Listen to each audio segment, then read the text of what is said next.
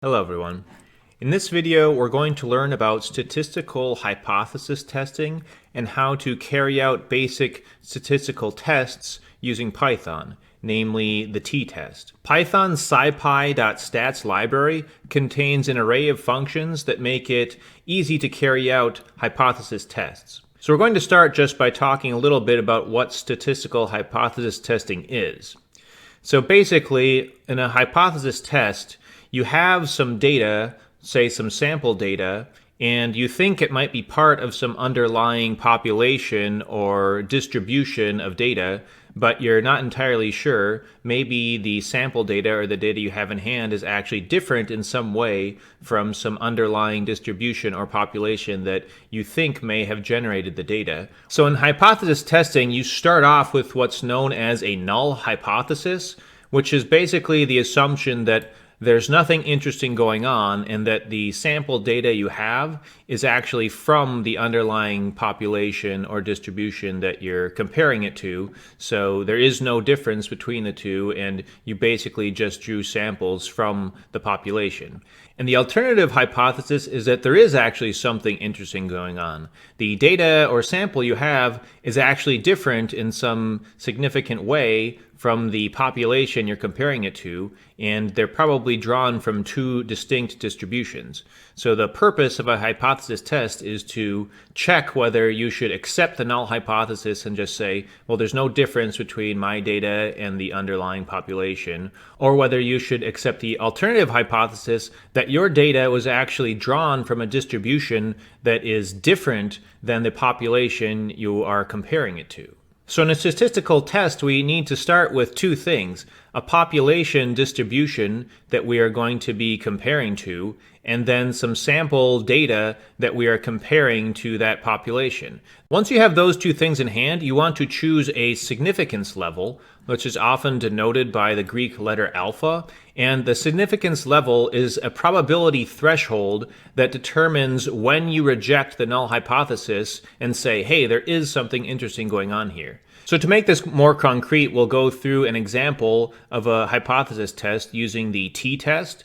The t-test is perhaps the most basic statistical test, which allows you to determine whether a numeric data sample differs significantly from a population, or whether two different samples differ from one another. So we'll start by going through the one sample t-test. So the one sample t-test checks whether the sample average of some data differs from the population average. So I'm going to just create some dummy data for us to use for this example of voters in the state of Minnesota. So to start with, we're just going to run some code here, load some packages that we're going to need for this lesson. And then this next code block here is just going to generate some data. You don't need to worry too much about what this is doing, but what we've done here is generate two different distributions. We've generated a population, so we're checking the mean of that, which is 43 years old. And then we generated a different sample from this population, or a supposed sample, that's ages for Minnesota, and we took the average there. And we can see that the average age of this sample is a bit lower than the population. So our statistical test here will tell us, well, is this number so much lower than this population average, so that we can say that the voters in Minnesota, their average age is actually significantly different than the population as a whole. And one thing you might notice is that the code used to generate these two distributions right here, we actually did use different distributions. In the population distribution, we had this mu set to 35, which made the numbers a bit larger, and for Minnesota, that was set to 30. So we know, having generated this ourselves, that these two distributions are actually different, but we want to see whether a statistical hypothesis test will be able to detect this difference and say that it is significant enough that we would accept the alternative hypothesis that these two distributions are actually different. So to conduct a t-test with a 95% confidence interval, we can do that using the scipy.stats function t-test onesamp. So I'll show an example of how to do that here. We're going to say stats.t-test underscore onesamp. That was loaded in earlier when we loaded in the scipy as stats here. So all we do is we call that function. Our first argument A is our sample data. And then the second argument is just the population average that you are comparing it to. So here we'll say pop mean is going to be the mean of population ages. So when we pass that in and we run it, you can see the sample results give us a statistic here, which is known as the t-statistic. But more importantly, for us to be able to assess the result here is the p-value. Now, what the p-value tells you is the probability that you'd see a result as extreme as the one observed due to chance. So basically, we'd only expect to see a difference between these two distributions as large as the one we've observed here due to chance about 1.3% of the time. And this is where our statistical significance level comes into play. If we want a 95% confidence that we won't accept the alternative hypothesis when it isn't actually true, well, we want to see a p-value that's 5% or lower than before we're willing to say, okay, that's strong enough evidence that we're going to accept the alternative hypothesis and say there is something interesting going on. Now, the t-statistic we see here is equal to minus 2.5 or so. This test statistic tells us how much our sample mean deviates from the population or null hypothesis mean. Now, if the t-statistic lies outside the quantiles of the t-distribution corresponding to our confidence level and degrees of freedom, we should then reject the null hypothesis. Basically, this is another way of saying if we see a result that's extreme enough, we're going to say that there is something interesting going on here. Now, we can check the quantiles of the t-distribution using stats.t.ppf. So that's what we're going to do here. So for a 95% confidence level, 2.5% of that is at the top tail and 2.5% is on the bottom tail. So if we're off either of those ends far enough, then we'll say that it is a significant result. So we'll pass in that as our Q for the quantile. The degrees of freedom is the size of your sample minus 1. So our sample happened to be 50, so we're going to pass in 49 for that. So when we run that, we get our lower quantile of minus 2, a little bit more than that. And if we run the opposite sides, we'll just get the upper quantile, which is essentially this number, but the positive version of it. So basically what this is telling us is if we see a t-statistic that lies outside of this range, we've observed a result that's far enough away from our population mean that we can consider it different and we'd accept the alternative hypothesis. Since the t-statistic we saw here, minus 2.574, is below this bottom end of this range, we know that we got a result that is outside of this range and we would accept the alternative hypothesis. That's another way of saying that the p-value is going to end up being smaller than 0.5 in this case. And if we wanted to, the result of our test actually showed us what the p-value was, but we can also calculate it using this t-statistic if we wanted to do that. So I'll just show how to do that below. We can use the stats.t.cdf function, and then you can pass into that your t-statistic value as the x argument, along with your degrees of freedom. And you want to multiply it by 2 in this case because we're doing a two-tailed test, so we're interested in both sides. But the result of this will allow us to calculate the p-value, and it should align pretty closely with the one that was spit out by the test above. And this p-value means that we'd expect to see data as extreme as the one in our sample due to chance about 1.3% of the time, assuming that the null hypothesis is actually true. In this case, the p-value is lower than the significance level alpha of 5%.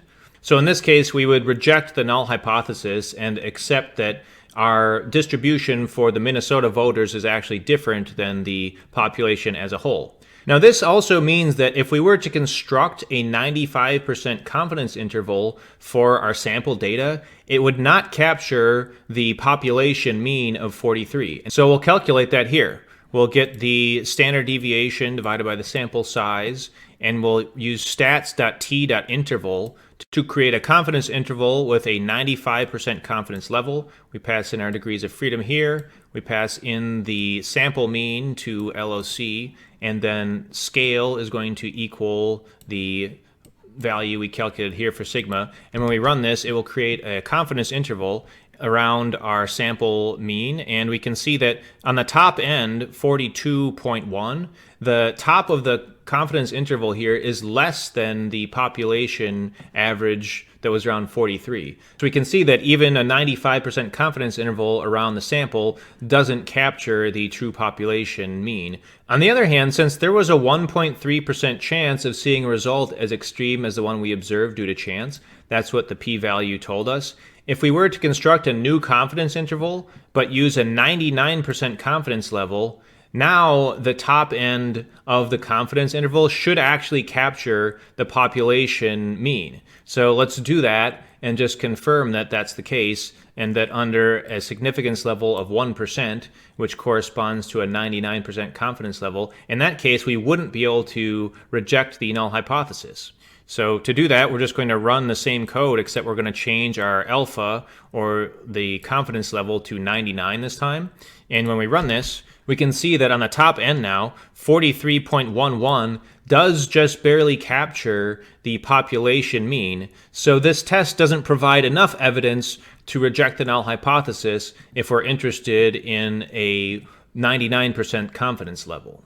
Now, this was an example of how to compare a sample to a population mean. Another type of statistical test, or t-test, you can do is the two-sample t-test. In this case, we are comparing two different data samples that we have to one another. The null hypothesis is that both groups are the same, and the alternative is that they are from different distributions. So to give an example of a two-sample t-test, we're going to generate another sample of data. In this case, we're going to say it's data for the state of Wisconsin, and we'll compare that to our Minnesota data that we made earlier. Now, the distribution is going to be slightly different than the one we made for Minnesota, so we'll see whether the hypothesis test is able to find that the difference is big enough to be significant. So we can see that the mean for Wisconsin here is going to be 42.8, which was a bit higher than the one for Minnesota. Now, to do a two-sample t-test in Python, we can use stats.ttest_ind, that is for independent t-test, and for the A argument, we'll pass in our first sample, that was Minnesota ages. For the B argument, we'll pass in our second sample, Wisconsin ages. And in this case, we're going to say equal var equals false. This argument lets you specify whether your samples have equal variance or not. And when we run this test, again, we are given a t-statistic and a corresponding p-value. Now, in this case, the p-value of 0.9 says that we'd expect to see a result as extreme as the one we observed about 9% of the time due to chance. So in this case, if we were dealing with a 95% confidence level or a 5% significance level that corresponds to it, we would fail to reject the null hypothesis because this p-value of around 9% is higher than the significance level of 5%. Now finally, we'll give an example of a paired t-test. The basic two-sample t-test we showed above is designed for testing differences between two independent groups, but in some cases you might be interested in testing differences between samples that are from the same group but at different points in time. That means those samples are not independent of one another because they're actually the same group, just sampled at different points in time. So to do that, we need to run a paired t-test. As an example, a hospital might want to check whether some new weight loss drug works by checking the weights of some group of patients before and after treatment. A paired t-test will allow you to check whether samples from such a group over time differs. So to give an example of using a paired t-test in Python, I'm first just going to generate some new data that aligns with that hospital example. So here we have a data frame of some weights, some sample weights before treatment, after treatment, and then a calculated change in the weights. Now, to conduct a paired t-test on this data, we can use the stats.ttest_rel function. And again, for A, we can pass in the first sample, so that's going to be the data before the treatment. And for B, we're going to pass in the second sample, or the data set after the treatment. And when we run this, again, we get a t-statistic here, 2.57, and a p-value. In this case, the p-value is just above 1%. So in this case, if we were using a 5% significance level, this test would show that there is a significant difference in weight between the before treatment reading and after treatment reading for this group of people that took the weight loss drug. Now we've seen how to do some statistical tests in Python, but it's worth going into a little bit more detail about how to interpret the results of a test.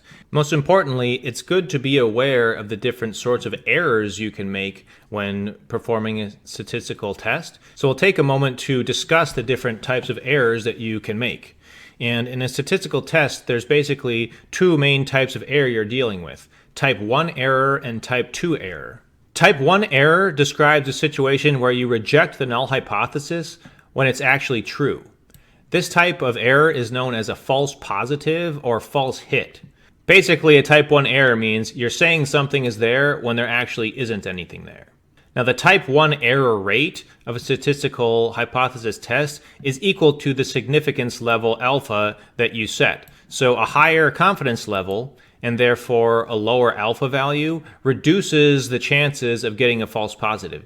Basically, if you're going to say we want a significance level of, say, 1%, well, then we would need a pretty extreme p-value before we're going to accept that alternative hypothesis, which means our chances for these false positives is going to be pretty low. So you might be asking yourself, why don't we just set a very strict significance level, and then we can be pretty sure that anytime we have a positive result that it's actually true? Well, you could do that, but the problem is there's another side of that coin. The type 2 error describes a situation where you fail to reject the null hypothesis when the alternative hypothesis is actually true, or the null hypothesis is actually false. So type 2 error is known as a false negative or miss.